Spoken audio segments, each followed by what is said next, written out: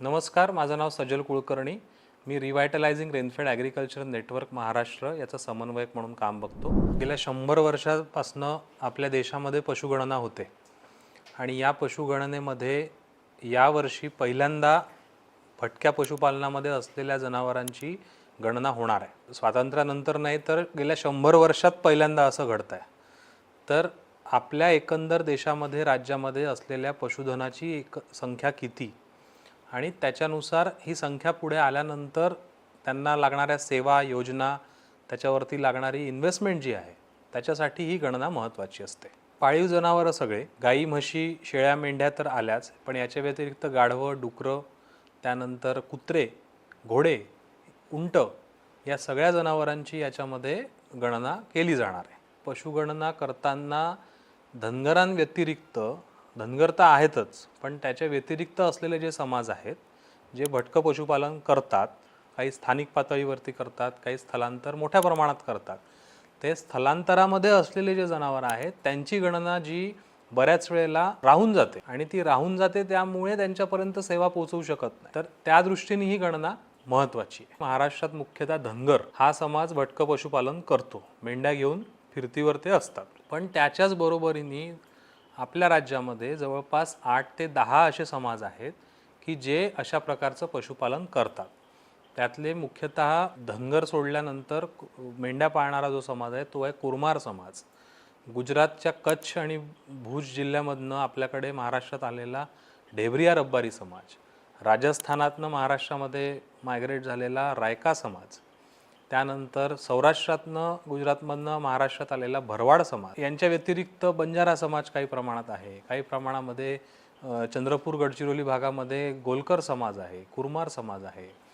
यवतमाळ नांदेड या भागामध्ये मथुरा लमाण समाज आहे की जे अशा प्रकारचं भटकं पशुपालन करतात आणि राज्यातल्या एकंदर पशुधनाच्या योगदानामध्ये यांचं पण योगदान तितकंच महत्त्वाचं आहे. ही गणना महत्त्वाची आहे कारण यांच्या संख्येचा कुठलाही अंदाज आपल्याकडे नाही आणि एकंदर समाजाच्या संख्येचा जर आपण विचार केला तर तो बऱ्यापैकी राजकारणाचा विषय केला जातो.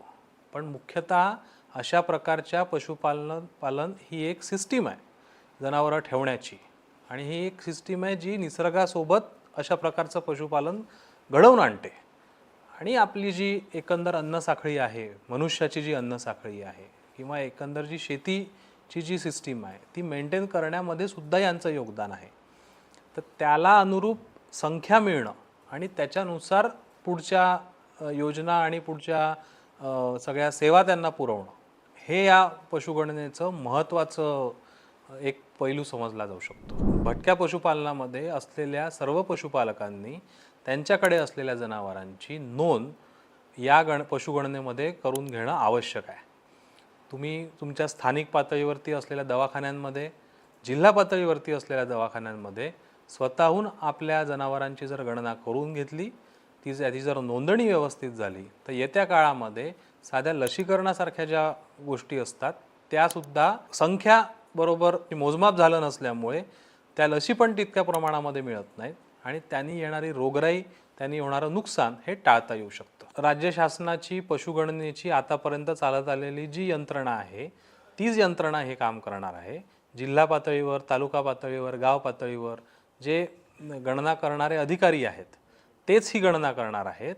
पण जे वाड्या वस्त्यांवरती राहणारे, गावात न राहणारे जे लोक आहेत, जे पशुधन ठेवणारे समाज आहेत त्यांची गणनासुद्धा या पशुगणनेमध्ये गायरानात जाऊन, जंगलात जाऊन, डोंगरात जाऊन करणं हे यावेळी घडणार आहे. गावात किंवा वाड्या वस्त्यांवरती हे पशुपालक सापडत नाहीत, त्याच्यामुळे असलेले जनावरं किती हे त्यांच्याकडे जाऊन शोधावं लागेल.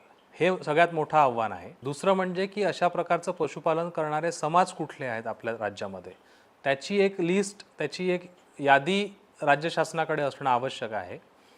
त्या यादीनुसार त्या त्या विभागामध्ये, त्या त्या जिल्ह्यांमध्ये ते नेमके सध्या कुठे आहेत हे त्या समाजातले जे लोक आहेत किंवा त्या समाजातले जे नेते आहेत त्यांनी पशुसंवर्धन विभागाकडे याची माहिती देणं आवश्यक आहे, जेणेकरून या त्यांच्याकडे असलेल्या पशुधनाची नोंदणी, त्यांच्याकडे असलेल्या पशुधनाची गणना याच्यामध्ये व्यवस्थितरित्या पशुसंवर्धन विभागाला करता येईल. अशा प्रकारची पशुगणना पहिल्यांदा होते आहे याबद्दलचं प्रसिद्धी, याबद्दलची माहिती असे पत्रकं पशुसंवर्धन विभागातर्फे सुद्धा जिल्हा पातळीवरती देण्यात येतात.